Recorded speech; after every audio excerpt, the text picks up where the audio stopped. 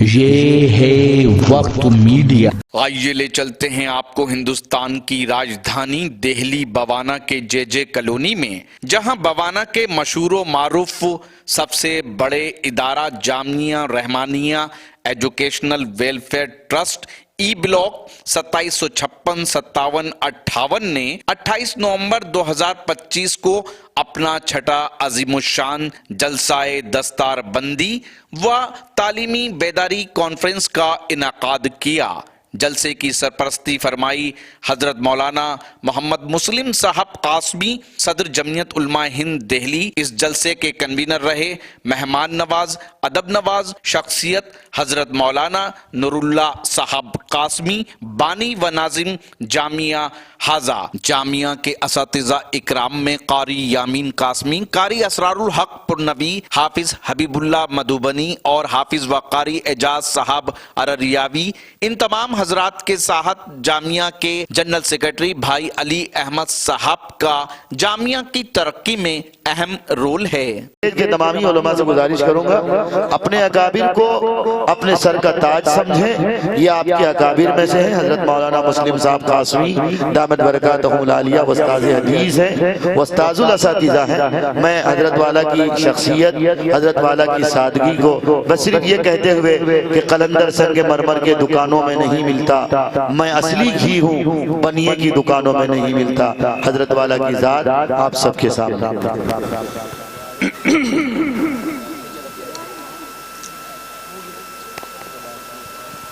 السلام علیکم ورحمۃ اللہ وبرکاتہ۔ نحمده ونصلی علی رسولہ الکریم، اما بعد۔ قال اللہ تعالی فی القرآن المجید والفرقان الحمید، اعوذ باللہ من الشیطان الرجیم، بسم اللہ الرحمن الرحیم، لا یمسہ الا المطہرون، صدق اللہ العظیم۔ اسٹیج پہ تشریف فرما سبھی معزز علماء کرام، بزرگان دین، پردہ نشین میری مائیں اور بہنیں، اس وقت تقریر کا کوئی موقع نہیں ہے۔ حضرت مولانا معروف راہی صاحب نے معاشرے کے اوپر، سماج کے اوپر جتنی باتیں کہی ہیں بہت قیمتی باتیں کہی ہیں۔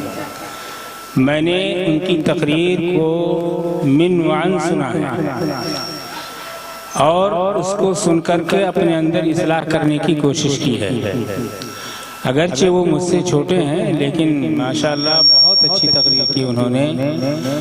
سماج کے نبض پر انہوں نے بالکل ہاتھ رکھا اور جو خرابیاں ہمارے سماج میں، ہمارے معاشرے میں ہیں، ان سب پر انہوں نے نگاہ رکھی اور ان سب کے اوپر آپ نے تبصرہ کیا اور بڑی قیمتی بات بتائی۔ اللہ تعالی ہمیں اور آپ کو اس پر عمل کرنے کی توفیق عطا فرمائے۔ حضرات، میں تو کچھ اور سوچ کر کے آیا تھا اور یہ سوچا تھا کہ وقت ملے گا تو میں کسی اور موضوع پہ تقریر کروں گا، لیکن مولانا معروف راہی صاحب نے جب تقریر کی تو جو پہلے پیشرو مقرر ہوتے ہیں ان سے کوئی نہ کوئی چیز مل جاتی ہے، اس لیے میرا موڈ بدل گیا کہ میں بجائے اس موضوع پہ تقریر کرنے کے چند باتیں آپ کے سامنے گوش گزار کر دوں، اس کے بعد جو ہے پروگرام ختم ہو جائے۔ یہ دیکھیے 1:30 بج رہے ہیں اور 1:30 بجے کے بعد جو ہے اتنا بڑا جو مجمع موجود ہے، یہ مولانا معروف راہی صاحب کی جو تقریر ہے یا ان کی جو توجہات ہیں ان کا نتیجہ ہے، ورنہ تو 1:30 بجے تک یہ مجمع ختم ہو جاتا ہے۔ میں منتظمین اجلاس سے یہ گزارش کروں گا کہ پہلے سے یہ طے کر لیں کہ اپنا جلسہ کب ختم کرنا ہے اور کس کو کتنا وقت دینا ہے، شعراء کرام کو کتنا وقت دینا ہے، مقررین کو کتنا وقت دینا ہے۔ اب 1:30 بجے کے بعد جا کر کے سوئیں گے تو فجر کی نماز کسی کو پڑھنی نہیں ہے۔ وہی لوگ پڑھیں گے جو مطلب اس بات کو سمجھتے ہیں کہ ہمارے اوپر نماز فرض ہے، اس لیے آئندہ اس کا خیال رکھا جائے۔ دیکھو قرآن مجید کی ایک چھوٹی سی آیت ہے، قرآن کے موضوع پر چونکہ یہ پروگرام ہو رہا ہے اس لیے میں اس بات کو بتانا چاہتا ہوں کہ اللہ تعالیٰ فرماتا ہے کہ اس قرآن کو بغیر پاکی کے نہ چھوؤ، اور بغیر پاکی کے نہ چھونے پر کتنا بڑا انعام اللہ تعالیٰ نے دیا ہے۔ قرآن مجید کوئی معمولی کتاب تھوڑی ہے، قرآن مجید جو ہے ایک ایسا نسخہ کیمیا ہے کہ قرآن کہتا ہے اِنَّا عَرَضْنَا الْأَمَانَةَ عَلَى السَّمَاوَاتِ وَالْأَرْضِ وَالْجِبَالِ فَأَبَيْنَ أَن يَحْمِلْنَهَا وَأَشْفَقْنَ مِنْهَا وَحَمَلَ الْإِنسَانُ إِنَّهُ كَانَ ظَلُومًا جَهُولًا، کہ قرآن اتنی بڑی چیز ہے کہ اس کو پہاڑ کے اوپر پیش کیا گیا، زمین و آسمان کو پیش کیا گیا، سب نے انکار کیا، واہ واہ واہ ہمارے بس کی بات نہیں ہے، لیکن انسان نے اس کو اٹھا لیا۔ جو آدمی باوضو رہتا ہے اور باوضو رہ کر کے کوئی کام کرتا ہے تو اللہ تبارک و تعالیٰ اس کے اندر خیر و برکت عطا فرماتا ہے۔ امام بخاری رحمۃ اللہ علیہ کی کتاب ہے بخاری شریف، اصح الکتب بعد کتاب اللہ الصحیح البخاری، قرآن مجید کے بعد جو سب سے زیادہ صحیح کتاب ہے وہ بخاری شریف ہے۔ پورے ہندوستان میں نہیں بلکہ پوری دنیا کے اندر بخاری شریف کو پڑھایا جاتا ہے۔ اور کیوں یہ کتاب اتنی مقبول ہوئی؟ اس لیے کہ امام بخاری رحمۃ اللہ علیہ نے اس بخاری شریف کی ایک ایک حدیث کو لکھنے کے لیے سب سے پہلے آپ نے غسل کیا، اور غسل کرنے کے بعد 2 رکعت نماز نفل پڑھی، اور یہ کتاب آپ نے مرتب کی حدیث کی، جس میں تقریباً 7000 حدیثیں ہیں۔ ظاہر ہے کہ ایک شخص باوضو ہو کر غسل کر کے 2 رکعت نماز پڑھ کر کے وہ ایک کتاب لکھتا ہے جو حدیث کی کتاب ہے، تو اس کے باوضو ہو کر کے لکھنے کی وجہ سے امام بخاری رحمۃ اللہ علیہ کی کتاب کتنی مشہور ہوئی، پوری دنیا کے اندر پڑھی جاتی ہے۔ ایک واقعہ میرے ذہن میں آیا ہے، اس کو بتا کے اپنی بات کو ختم کرتا ہوں۔ مولانا نے کئی اپنے اکابر کا حوالہ دیا، اسی میں سے ایک ٹیپو سلطان رحمۃ اللہ علیہ کا نام ہے۔ ٹیپو سلطان رحمۃ اللہ علیہ بہت بڑے مجاہد تھے، دکن کے رہنے والے، میسور کے رہنے والے۔ ایک مرتبہ انہوں نے شیر کا شکار کیا۔ شیر کا شکار اگر کوئی آدمی کرتا ہے کتنا بڑا بہادر آدمی سمجھا جاتا ہے۔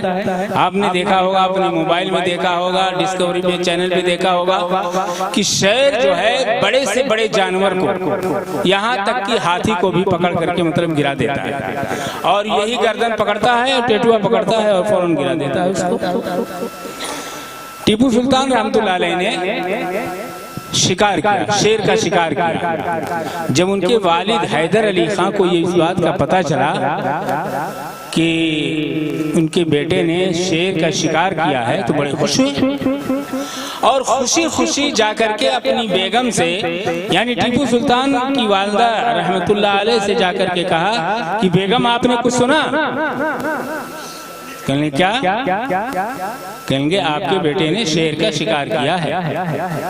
تو ماں نے اس کان سے سنا، اس کان سے نکال دیا، نہ خوشی کا اظہار کیا نہ کوئی توجہ دی۔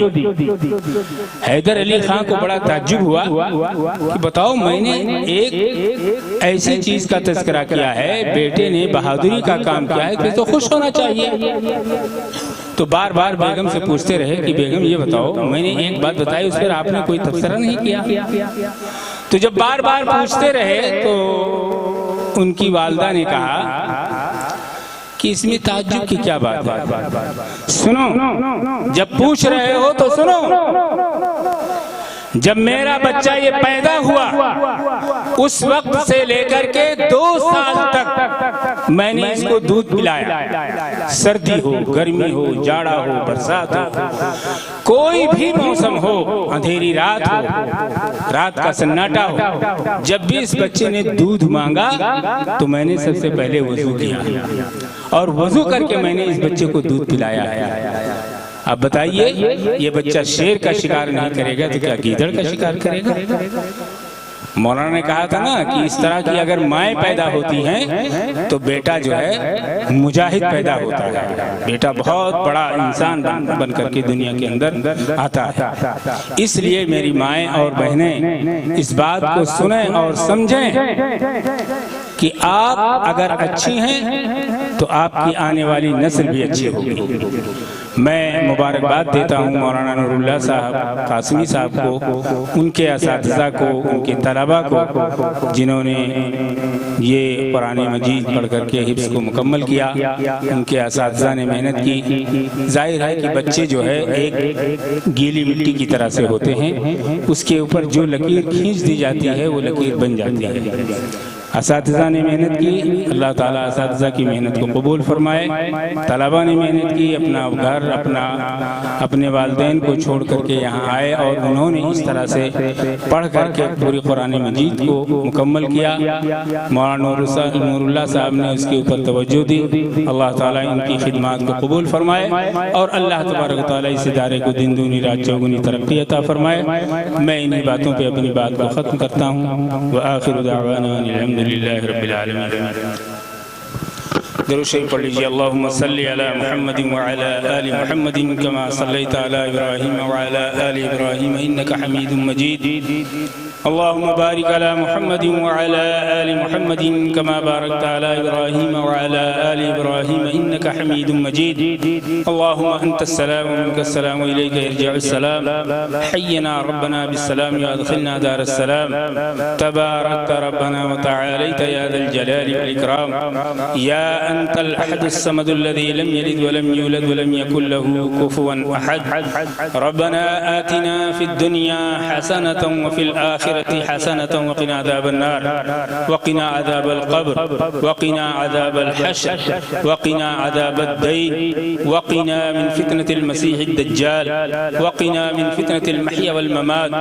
اللهم مصرف القلوب صرف قلوبنا على طاعتك، اللهم مقلب القلوب ثبت قلوبنا على دينك، اللهم حبب إلينا الإيمان وكره إلينا الكفر والفسوق والعصيان، واجعلنا من الراشدين واجعلنا من المهتدين، لا إله إلا أنت سبحانك إني كنت من الظالمين۔ اللهم إنا نجعلك في نحورهم ونعوذ بك من شرورهم، اللهم إنا نعوذ بك من الهم والحزن والعجز والكسل والبخل والجبن وغلبة الدين وقهر الرجال۔ اے اللہ ہماری خطاؤں کو معاف فرما، اے اللہ ہمارے گناہوں کو معاف فرما۔ مولا کریم جو دنیا سے رخصت ہو گئے ہیں ان کی مغفرت فرما، ان کے درجات بلند فرما۔ اے اللہ جو پریشان حال ہیں ان کی پریشانیوں کو دور فرما۔ اے اللہ ہمارے صغیرہ اور کبیرہ گناہوں کو معاف فرما۔ اے اللہ جن لوگوں نے اس ادارے کے اندر تعاون فرمایا ہے، اے اللہ ان کے اس تعاون کو قبول فرما۔ اے اللہ اس مجمع میں جتنے لوگ موجود ہیں مولا کریم ان کی جائز تمناؤں کو پورا فرما۔ اے اللہ جو بیمار ہیں ان کو شفاء عاجلہ دائمہ مستمرہ عطا فرما۔ ابھی مولانا عبید اللہ صاحب ہیں، ان کے والد صاحب کا نام بھی محمد مسلم ہے، وہ بیمار ہیں، اے اللہ تعالیٰ ان کو شفاء عاجلہ دائمہ مستمرہ عطا فرما۔ اے اللہ غزہ کے مسلمانوں کی حفاظت فرما۔ اے اللہ اسرائیل کو نیست و نابود فرما۔ اے اللہ ہمارے ملک کے اندر امن و امان عطا فرما۔ اے اللہ جو بچے ناحق جیلوں میں پھنسے ہوئے ہیں مولا کریم ان کی غیب سے رہائی کی اسباب پیدا فرما۔ اے اللہ تمام پریشانیوں کو دور فرما۔ اے اللہ ہمارے ملک کے اندر امن و امان عطا فرما۔ اے اللہ جو اس امن کو خراب کرنے کے در پہ ہیں اللہ ان کو نیست و نابود فرما۔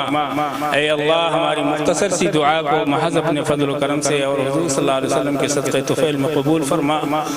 ربنا تقبل منا انك انت السميع العليم وتب علينا انك انت التواب الرحیم۔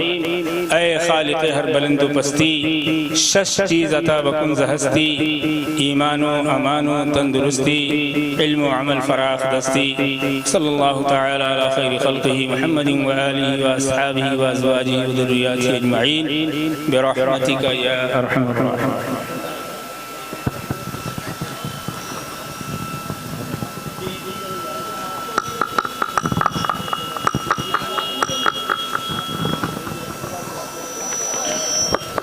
माशाअल्लाह. ہیں اور مولانا نور اللہ قاسمی صاحب یہاں پر جو ہے باقاعدہ اپنے ادارے کے ذریعے بچوں کی جو دینی تعلیم اور خاص طور پہ دنیاوی تعلیم میں بھی اپنا اہم رول ادا کر رہے ہیں.